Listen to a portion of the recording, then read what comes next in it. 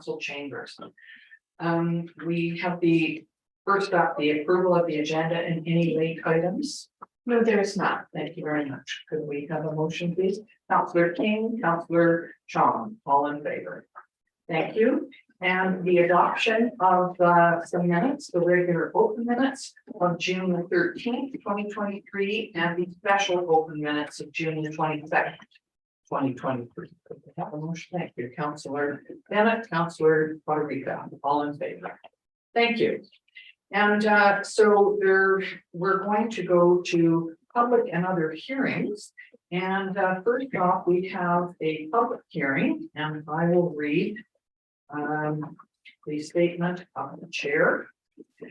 This public hearing is convened pursuant to section 464 of the Local Government Act, RSBC 2015, to allow the public to make representation to council respecting matters contained in zoning amendment bylaw number 1085.137, 2023. Every person present who believes that their interest in property is affected by the proposed bylaw shall be given a reasonable opportunity to be heard respecting matters contained in the proposed bylaw.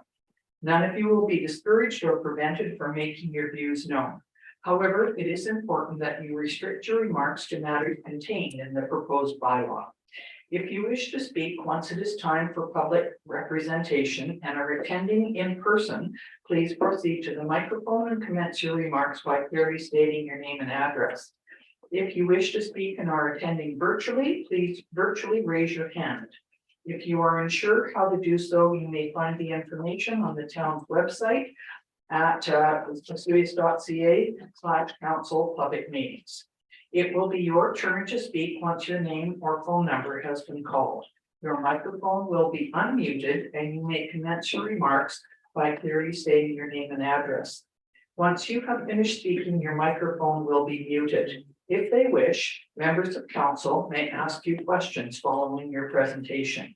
However, the function of council at this public hearing is to listen to you rather than to debate the merits of the proposed bylaw. In accordance with the council procedure bylaw, presentations by members of the public shall be limited to a maximum of 5 minutes each. If a person has additional information that they are unable to provide within that time frame, they should be given further opportunity to address council after all other interested members of the public have been heard a first time. Please refrain from applause or other expressions of emotion during this public hearing so that we may ensure as impartial a hearing as possible. After the public hearing is adjourned, council members will not speak to the public on this matter until after the matter has been dealt with at a public meeting. After this public hearing has concluded, council may without further notice give whatever effect council believes proper to the presentations made at this hearing. So I'll ask Corporate Officer Hillson to read the confirmation of advertising, please. Thank you, Mayor. Notice of this public hearing was given in accordance with the Local Government Act and the Community Charter by distributing the notice as follows. Publishing it in 2 consecutive editions of the Times Chronicle on June 15th and June 22nd. Placing the notice on the bulletin board at the town office and Planning Development Services on June 14th. And posting the notice on the town's website on June 14th, and it was distributed via e-news on June 15th. The notices were mailed out and hand delivered within a 60-meter radius on June 14th. Thank you very much. And Mrs. Hillson, could you read the summary of the staff report, please? Thank you. The purpose of this meeting is to seek public input on zoning amendment bylaw number 1085-137, 2023, which received first and second reading on January 24th. Of 2023. A public hearing and a third reading was held on February 28th. The third reading was rescinded on May 9th due to an administrative error, which resulted in correspondence intended for the public hearing to be inadvertently excluded. Bylaw number 1085-137, 2023 proposes to rezone the property from an R1 single family residential to an R2 single family residential small lot to allow the owner to subdivide and create one new small residential lot. Thank you. So I will now note that there have been 4 pieces of correspondence that have been received, and they are included in on this this meeting. So there was an email from Lori Ferreira, 9 Wren Place. There is another one from Haley Bourne at 6 Wren Place. Another one from someone who had stayed at 10 Wren Place with a concern. And another one from Jared Law and Kristen Garner, who lived behind the property on 97th Street. So those 4 have been added to the meeting. Well, I'm now going to ask Ms. Curtis to give the zoning amendment bylaw report. Thank you, Mayor McKortoff. So this report is for the zoning bylaw amendment number 1085/137/2023 for 10 Wren Place. So a zoning amendment is required as the subject property is currently zoned R1, single family residential. The applicant is proposing an R2, a single family residential small lot, which would allow for a minimum lot size of 400 meters square. The proposed site plan illustrates that all proposed lots conform with the minimum lot size requirements of the R2 zone. The subject property is designated medium high density residential in the town's official community plan. The lot is also located within the Meadowlark, the Southeast Meadowlark plan area and the agricultural land reserve. An application for exclusion from the ALR would be required to be submitted in the event that third reading is given. The Meadowlark plan supports intensive residential development, and the OCP seeks to accommodate diverse housing options as a form of infill development and intensification in existing residential neighborhoods where suitable. The proposed rezoning and subsequent subdivision would comply with the OCP's density requirements and policies. A driveway easement would be required in favor of the existing lot in order for property owners to access the existing house and avoid the bollards and road station located directly in front of the house.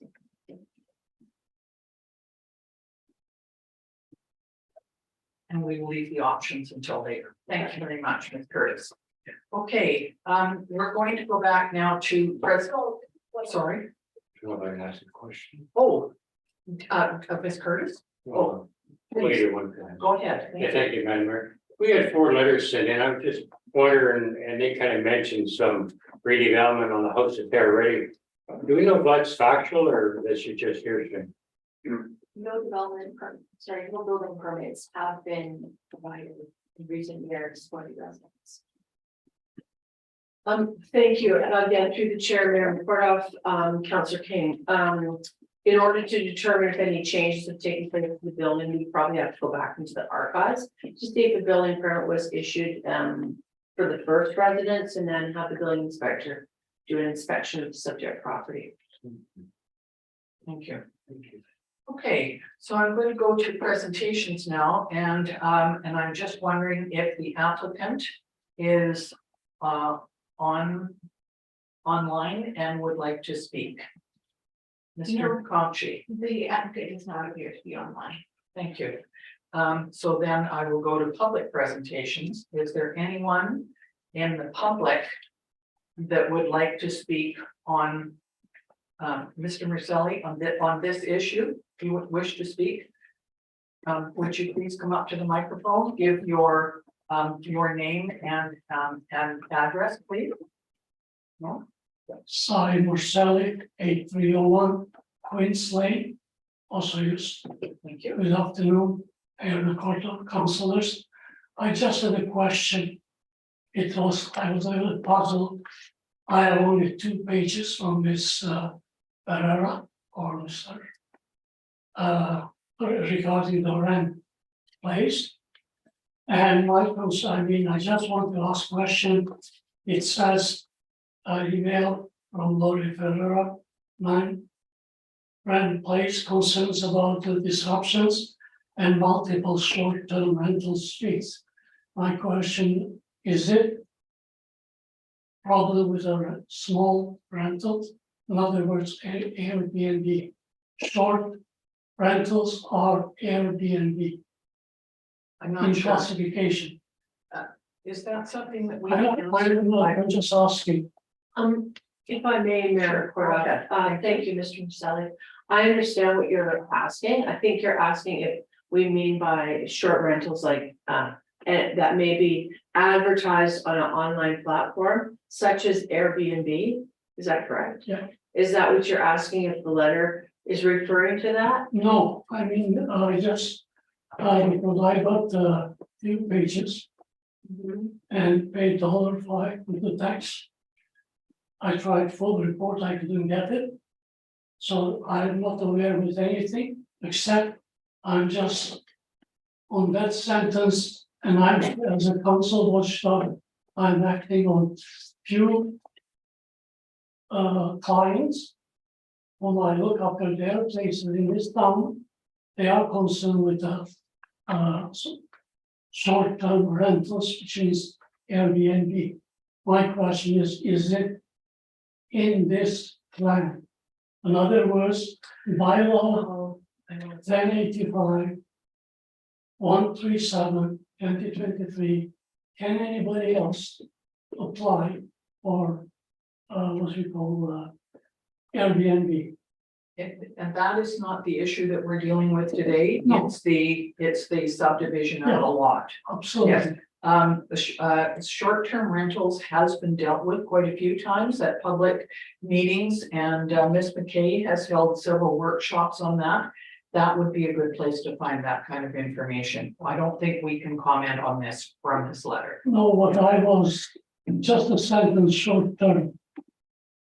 That's why I asked you. Now I am aware, it's not Airbnb. Thank you, Mayor McCormick. No, as I understand it, the letter that you're referring to is suggesting that this property is being advertised and rented on a short-term basis. Is that what you're suggesting? Yeah, that is the allegation at this point. Our most recent correspondence is, it seems to be rented on the 30-day minimum, but of course, we have no substantial proof either way. Most important council decision on Airbnb. Yes. If We're all definitely gets it, working on then that. we should get, Yeah, we're working on that was my question. Right. Thank you. Thank you very much. Thank you very much. Is there anyone else, not in person, but online that would like to speak on this issue? Mrs. Hillson, do we have someone on there? No, we do not. We do not. Okay, so I will ask for the first time, if there's anyone who wishes to speak to the application. I will ask a second time if anyone wishes to speak to the application. And I will ask a third time. If public, for the third time, if anyone would like to speak to the application. Hearing none, I will take a motion, please, to adjourn the public hearing. Councillor Puerto Rico, Councillor King, all in favor. Thank you very much. And so now we will go back to the planning technician's report. And we have some options at the end of the report. That the zoning amendment bylaw 1085-137 be read a third time. That council number 2, that council determined consideration of third reading for zoning amendment bylaw number 1085-137 should take place at a later date. And number 3, that council defeats zoning amendment bylaw and then the bylaw be abandoned. Council, what would anyone like to speak to this? Dr. Johnson. Thank you. My largest concern would be one of the correspondences that allege that there are certain issues with the building, but then not being up to code. Of course, this is hearsay, but if possible, would like building inspector to confirm the safety and the quality of the building before we move on to any additional decision making. I just don't think we have enough information at this point. Which my assumption is you mean option 2. Yes. Yeah. Is there anyone who would like to second that? I will. So is there anyone who wishes to speak on this? Okay, then, it's been moved and seconded that we go with option 2, which is determines consideration for a third reading should take place at a later date. Is that enough information, Mrs. Hilton, to make the motion? Yes, thank you, That's Mayor McKortoff. Thank you very much. All in favor? Thank you very much. That's carried. Okay, Madam Mayor? yes, go ahead. Yeah, thank you, Madam Mayor. I guess that we've got to get more feedback on the decision was to separate the property, nothing to do with the house that's already there. Now we're looking for more information on the house that's already there. Do you need some type of motion or something to do that, or are you just kind of in the minutes now? Because we really voted down, get more information on subdividing the property. With what this was all about. Thank you, Councillor King, through the chair, Mayor McKortoff. We would, we don't take these sort of things lightly. If someone's the allegations are that it's unsafe, we would certainly have the building inspector enter the premises to determine if that was the case. Thank you very much. Thank you. Okay, we will now go on to water matters. And the Water District's 8 and 9 financial accounts. That the reported expenditures for accounts payable for Water District information be received for information is the motion. And is there someone who'd like to move that? Councilor Appleby, Councilor Marrera, all in favor. Thank you very much. And now staff reports. That would be, not Mrs. Robinson, that would be, Mr. Shanti. Would you like to, talk about the annual report, please? Thank you, Mayor McKortoff. Administration is presenting the 2022 annual report for council's information. The report was made prepared in accordance with section 98 of the community charter and was made available to the public for inspection on May 28th. All statutory requirements have been met. If there are any members of the public who wish to ask questions on the annual report, they have 5 minutes to do so. Thank you very much. So we will now open this up. Is there anyone who would like to make a comment on the actual report, the annual report, or ask questions or make a statement? Mr. Maselli?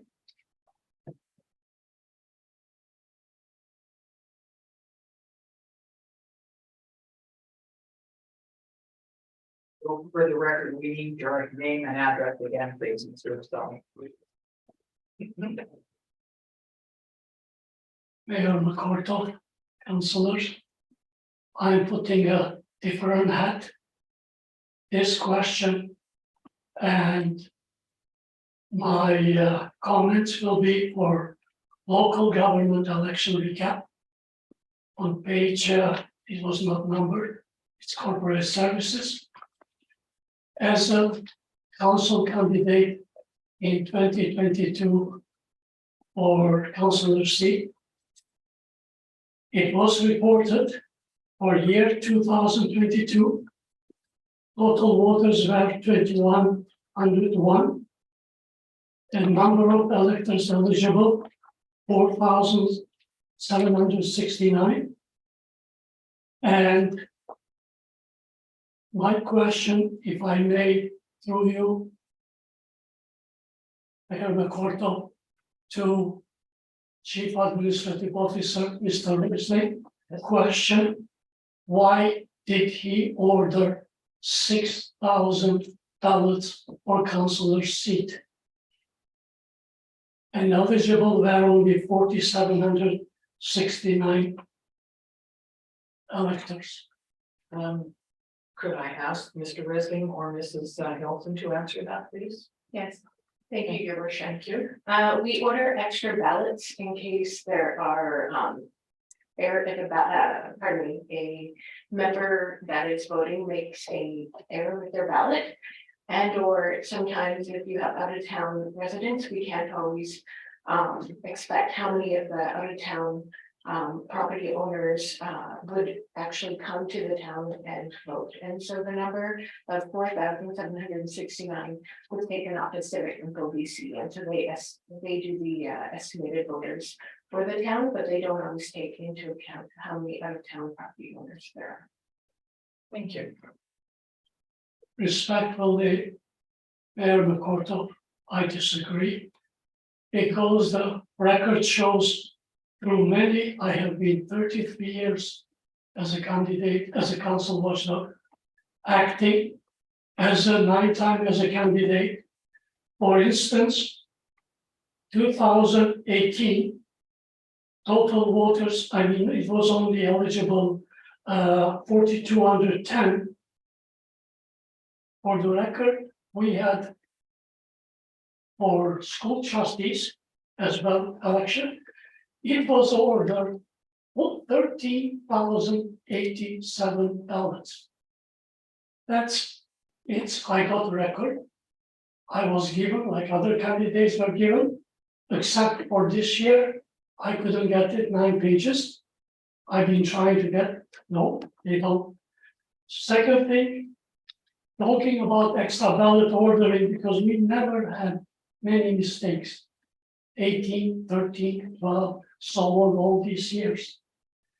In 2014 elections, 4,742 eligible voters, which is including as director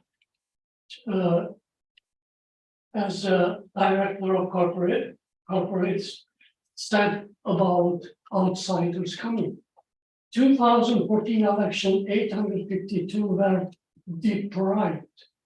They never had a chance to vote because no ballot, naming ballots out. And we had the officially town of Osoyoos order 5,000 ballots. I was told by former chief election officer and former chief administrative officer. In the books, the end of the elections we had, it was reported 4,400. 600 ballots was unaccounted. It's all recorded. It's all my sources, which is town of Osoyoos. And I have to pay 50 cents per page. Further, 2011 was mentioned here. To me, 4,044 eligible. Actually, it was at that time ordered exactly 3,890 ballots. So that doesn't make sense to me, the response for 2020 elections. Because 1,231 ballots extra, which is unaccounted because I was, after the election, the election in this office, I couldn't see it, I couldn't verify it, and I was not given documents.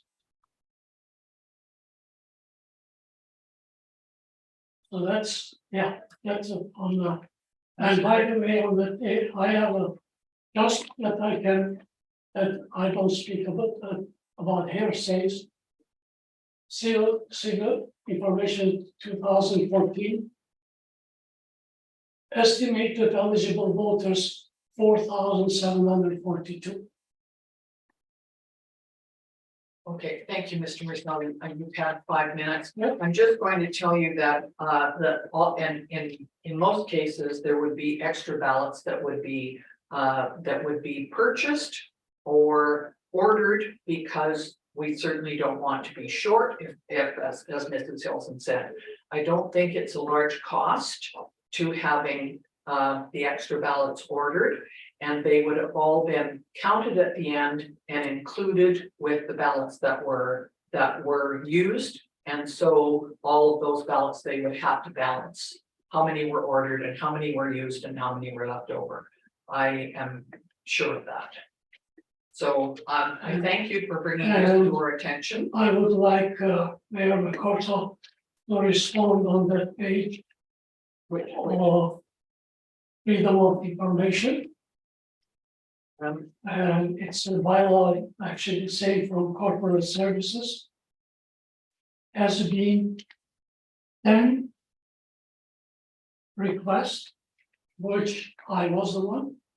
I did request it 10. Last previous years, I requested 19. The reason was I used to get not specific, that's the example today on town of General Sunball Arena and others. It's no any information how many pages. It's under the freedom of information, which I applied. And sad, but that's more honesty and I mean more democracy on the water councilor side. I paid $3.68 for 7 pages.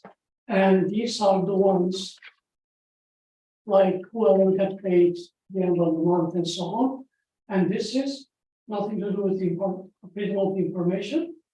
They didn't classify it, but on your and councilors, what you are going to get today, probably you have the information for Sunball Arena, for net payroll, and for the other one, general account. and we do, and then we get that on our computers, and Yeah. that's how we get that information. But then, So, Mr. Selling, I'm sorry, but your time is up, and I'm thinking that if you have something else that you have a concern about, could you please send a letter to the CAO? And, yeah, respectfully, Mayor McKortoff, I have so many correspondence to CAO, to you and the councilors. I was avoided, and 364, sometimes 65 days, we have only 5 minutes. yes, that's correct. But definitely, if you had something else that, and what is it that you're showing me there? I'm showing this general net payroll and Sunball Arena financial statements. Yes, And this was classified as under the freedom of information. I have to wait 30 days, okay, and this is not, because I am paying additional $10 because of the new policy. yes. I'm sorry, Mr. Maselli, I don't think we're not gonna go through this now. We were just wondering if you had anything more to add on the annual report, and I think. Yeah, I would like about, one more question. One more, and that's it. Yeah, Yeah. that's it. There is. And what we are getting paid, no, sorry, what developers and others getting paid on annual report. Town of Osoyoos. Yeah, there is a MasterCard. 2 persons that are not nameless. One got spent on behalf of taxpayers $26,000. The other spent $30,000. But then we have 2 corporate officers, their names are there. And the last page, please, Mayor McKortoff, councilors. We are wasting our taxpayer money. $920,832, $4.72 true consultant is getting. Yes, and absolutely, and I understand that, Mr. Maselli, and you have brought this up before. I'm just telling you that all of this information has gone to our auditors. They have gone through every piece of financial information very carefully, and they came back and provided us with a clean report. Those are outside, they are not local, they are people that we hire from other places. We need a civil engineer on the payroll. Thank And you, meanwhile, we have a 2 technician payroll. thank you, Mr. Maselli, for your input. Yes, we understand that what your concerns are. We've heard them before, and I appreciate you coming and taking the time. Thank you very much. So council, we can have two options here. We receive the report for information, or we choose to refer the report back to staff for amendments. What would you like to deal with this? Council. Okay, Councilor Chong, you had your hand up. I think your glasses, well. But, we'll accept it. Option one. Option one. Thank you. Councilor King, you seconding that? Before we vote on that, I just want to say thank you to all of our directors and all of our staff that have put this report together. Not only with charts and pictures and all kinds of things, and thank you for doing that, because we know that it takes a long time. Would you want to speak, Mrs. Hillson? Yes, I do. Okay. I just wanted to do a quick shout out to Lauren, who revamped our 2022 annual report, and I would think that people would see it's much more eye-catching than it's with just the bullet points and facts rather than a big long lengthy document. And I know she spent a lot of time and work, so just to thank her for her efforts. Thank you, Ms. Shakti. We do appreciate it. It's much prettier than in other years. Okay, so it's been moved and seconded that we receive this for information. All in favor? Thank you, everyone. And now we will go to general. To the general net payroll and Sun Bowl Arena financial accounts. And as of June the 27th, 2023, general cash requirements are $606,096.95. Sun Bowl cash requirements of $15,218.49. And net payroll accounts of $120,229.78. Could we either have options 1 to accept these for information, or 2 for additional information?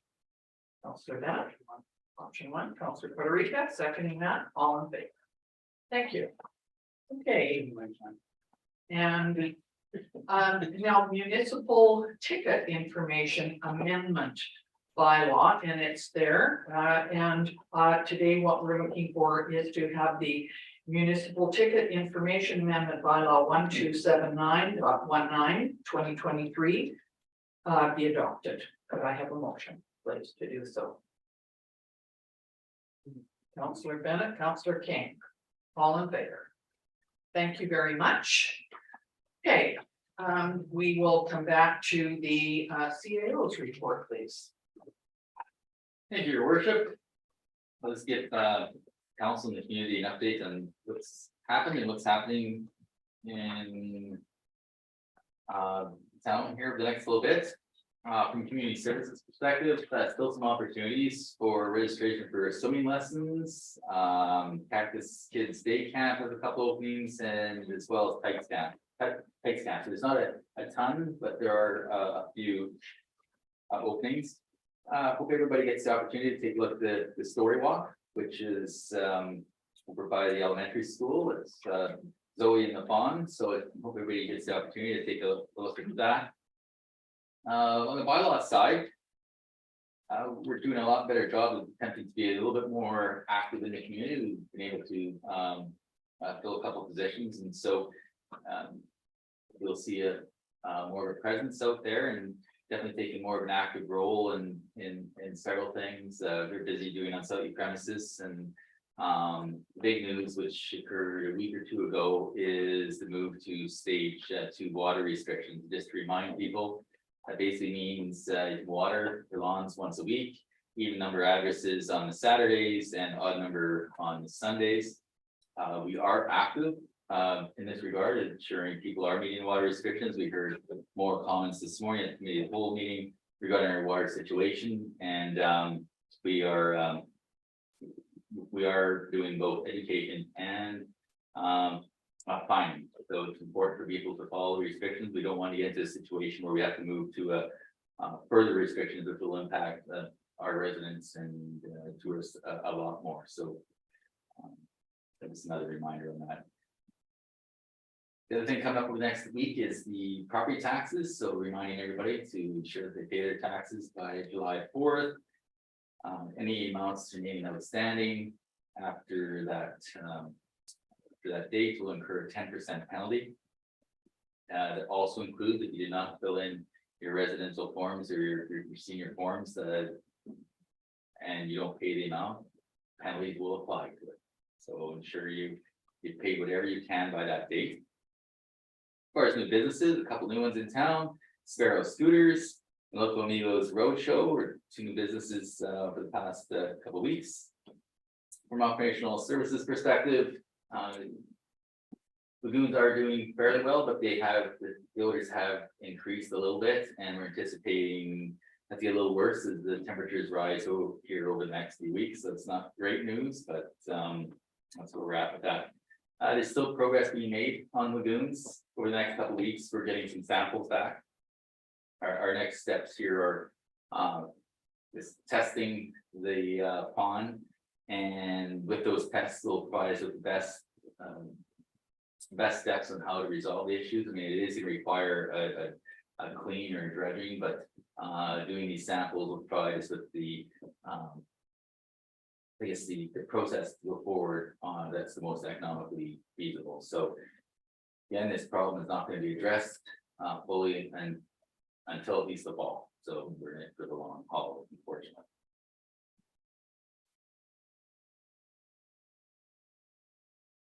The one unfortunate thing I wanted to bring up, first I want to thank the staff for just doing an incredible job getting ready for the summer. It's going into each of the departments is pretty chaotic at this stage, in every department, preparing for the onslaught of double, triple, quadrupling of our population. So there's a ton of work that goes on underneath, and whenever I visit any of the departments, it's pretty much all hands on deck. They do an incredible job. I know we don't meet everybody's expectations, but it is tough. There's a lot of pressing demand, but they're doing a great job. I think I want to make a couple more statements just because I do feel for the staff and what they're doing, and also make a comment on the residents. And for the most part, the vast majority of our residents out there are extremely supportive of the staff and council. What's happening out there. And fortunately, there's a few negative social media comments, and I typically don't like to bring up these type of things, but there have been a few more, and I feel I have the responsibility to stick up for the team here. And many of the posts are directed to town that I've seen, and I don't monitor the posts, but you get forwarded to me. They're inaccurate, and they're not providing all the facts around the issue. And I think that's fairly disturbing. And unfortunately, because of these posts, people are making uninformed decisions, and these people are taking it on the staff. We're getting several phone calls, several emails with very abusive language. We don't respond to these inquiries, and we take it very seriously in supporting the staff. And I don't want to bring it up again because this is it is such a minor piece of the population out there, but it is having an impact on their staff. And I just wanted to inform people that those types of comments will not be responded to. And we're so fortunate that we have such few people that are like that, and the vast majority are extremely positive, and it's incredibly satisfying when we receive those emails from the public, and we get a lot of compliments on the work that staff do. So thank you very much. Thank you, Mr. Risden. Could we have a motion, please, to receive the CIO report? Thank you, Councillor Federica, Councillor Sean. Thank you. So I'm going to go on to council reports. Councillor Sean, you're first. Thank you. Wednesday 14th marked the kickoff of the Osoyoos Beach Volleyball League. So I'd just like to thank South Okanagan Concrete Products for donating the sand and trucking for the temporary beach volleyball courts on the old museum site. Thursday, the 22nd, attended the Age and Accessibility Committee meeting. Great conversation. So I look forward to attending more of those. And then kind of echoing on CEO Rosalind's comments, I also want to address the cancellations of the fireworks. So at 9:35 p.m. Tuesday, June 13th, Councilor Poderica sent me a screenshot of the Facebook post detailing the cancellation by the fireworks committee. So that was the first that I found out. By 7:30 a.m. the next Wednesday, with incredible help from Sarah of Junction 3, we had a team of community leaders working together for the sole purpose of saving the fireworks. And within 12 hours, we had sufficient donations pledged, an underwriter working on insurance solutions, and a fireworks supplier secured. All the while, working closely with Director Davis and our CEO, both of whom put their best efforts toward their cause. On Friday, the 16th, I met with our fireworks display operator, of whom I'd like to thank for having run the fireworks for 25 years, putting hundreds of his own hours and thousands of his own dollars into making this event a continued success. But ultimately, despite our best efforts, we simply just didn't have enough time. But together we pledged to bring a bigger and better show next year. And the only way to do that is by taking steps forward now. Together with staff, council, and volunteers, we will learn from this experience such that it will not happen again. And together, we can all speak to each other with respect, kindness, and truth. Because together, all of us are here for the same reason. So that concludes my report. Thank you. Councilor Poderica. Thank you, Worship. October 17th attended Osoyoos Museum's official grand opening finally after all these years. Really great event. I believe they said about 320 or so attend that day. The hot dog count was at least, but really good turnout that day. They had their event as well, their 60th anniversary of the society the night before. It's really great to finally see that building open its doors fully, being able to finally tour some things. There's some I have some artifacts from my childhood that I got to see again. But yeah, really great event. I first attended School District 53's monthly board meeting in Oliver. Probably one of their shortest ones, about 30 minutes. We were in and out. And I just want to thank obviously Councilor Chong for his efforts in the last couple of weeks here, working with community and business leaders, with staff, the supportive staff, and the staff trying to help sort out some of the issues that we've seen in the last couple of weeks. But knowing that moving forward, that we we hopefully will see a bigger and better fireworks display return next year, and thank our the committee and their volunteers, as well as their fireworks technicians for the incredible work that they do every year to ensure that. And lastly, just want to thank July 1st weekend, Cherry Fiesta this weekend. It's a great time. It's a great event, and look forward to this weekend's events. Very good. Thank you. Thank you. Councilor King. Yeah, thank you, Mayor. I'll pass it this time since I was on holidays for a weekend. Okay. Thank you, Councilor Bennett. Thank you, Madam Mayor. June 16th, attended the reception at the museum for the anniversary. June 19th, the strategic plan at the Okanagan Regional Library in Kelowna. Was kind of interesting to find that people are going back to books and the libraries are getting busier, and it was kind of a shocker to me when you heard that. And a lot more kids are using them, and a lot of the smaller towns like Sycamoose and towns like that, their libraries kind of their hub.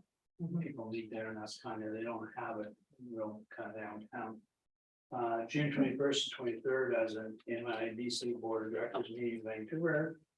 It was kind of interesting, a couple of just highlights for, in Canada, there's about 40% of people need to buy earthquake insurance. And in Japan, it's so expensive, only 3% buy insurance. There's a couple things about claims are down 23%.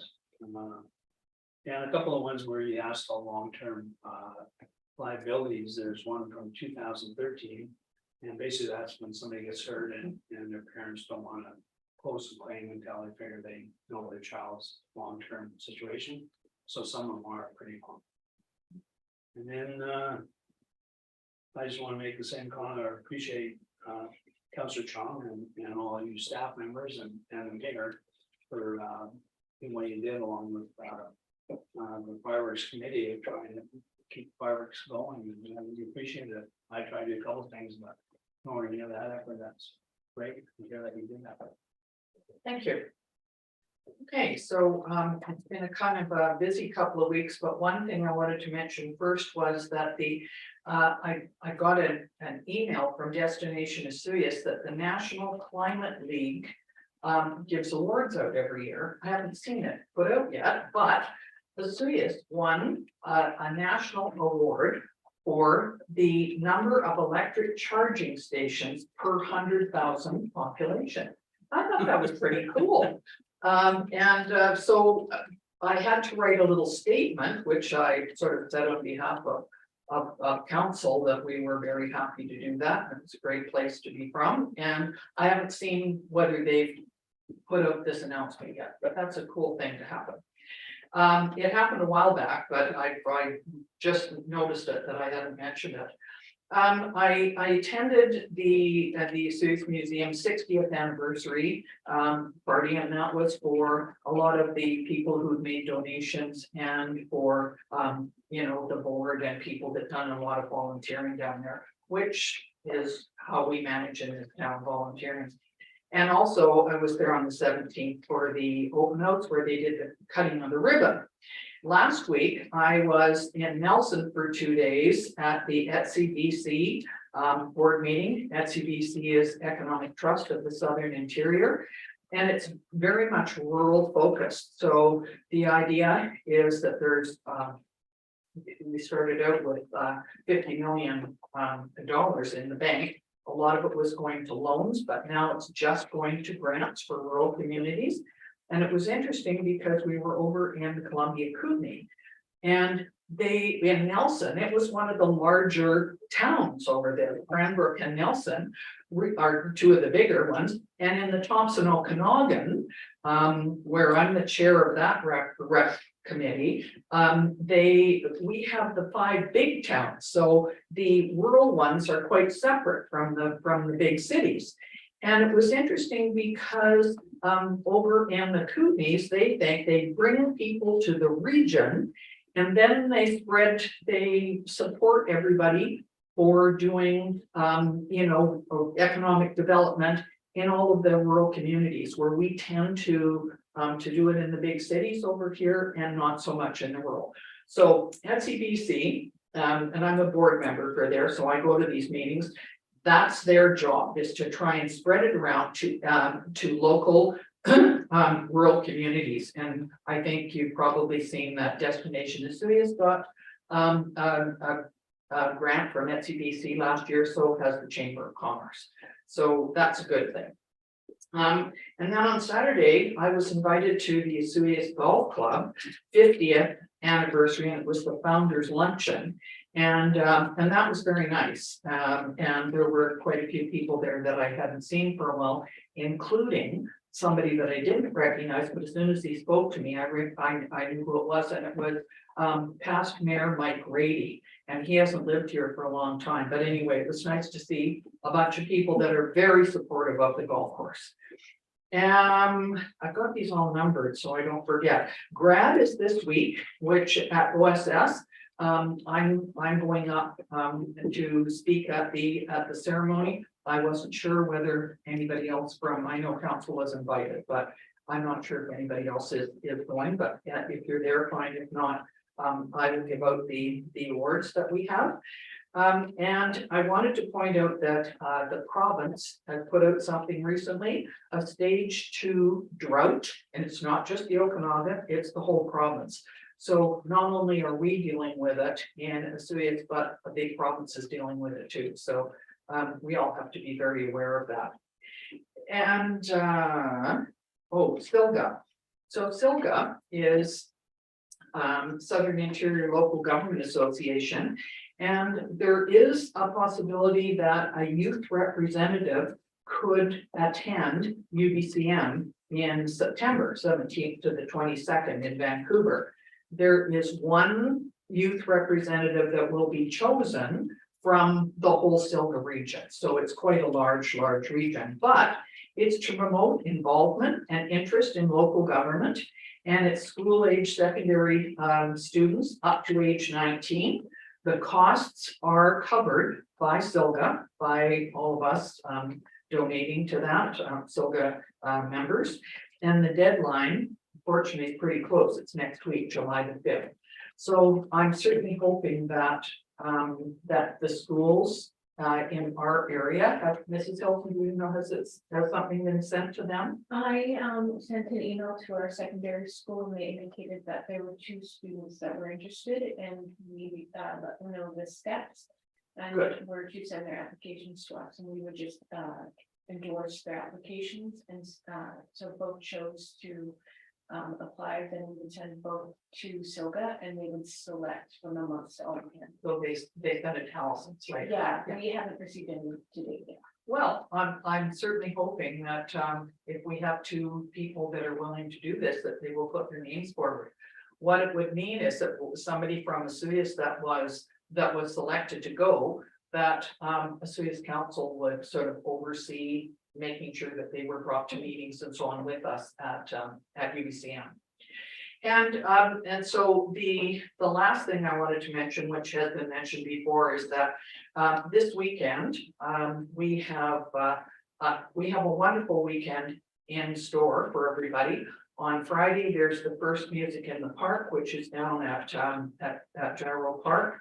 On Saturday is Cherry Fiesta, which goes early in the morning, pancake breakfast, parades, lots of entertainment, food, a beer garden down at Gyro. And then the farmers market, which normally happens on Saturday, has been moved till Sunday. So you've got 3 really good days to do things in Osoyoos, and we understand it's going to be hot. And I certainly want to thank everybody for their efforts in trying to keep the fireworks going. It's certainly been something that many people have dealt with for several months about this. Certainly the Festival Society has been involved about this and on our town director. So we're very saddened that the fireworks will not be on this year, but we're hoping that everybody works together and all of the legal issues and the safety issues can be worked out so that next year in 2024 we can have the fireworks. So I think everybody's looking forward to that. So that's what I had for today. So we will now move into the in camera. It pursuant to section 91 of the community charter, part of the council meeting may be closed to the public if the subject matter being considered relates to or is one of the more of the following. Section 91E, acquisition, disposition, or expropriation of land or improvements. The council considers that disclosure could reasonably be expected to harm the interests of the municipality. So can I have a motion, please, to do that? Councillor Chong, Councillor King, all in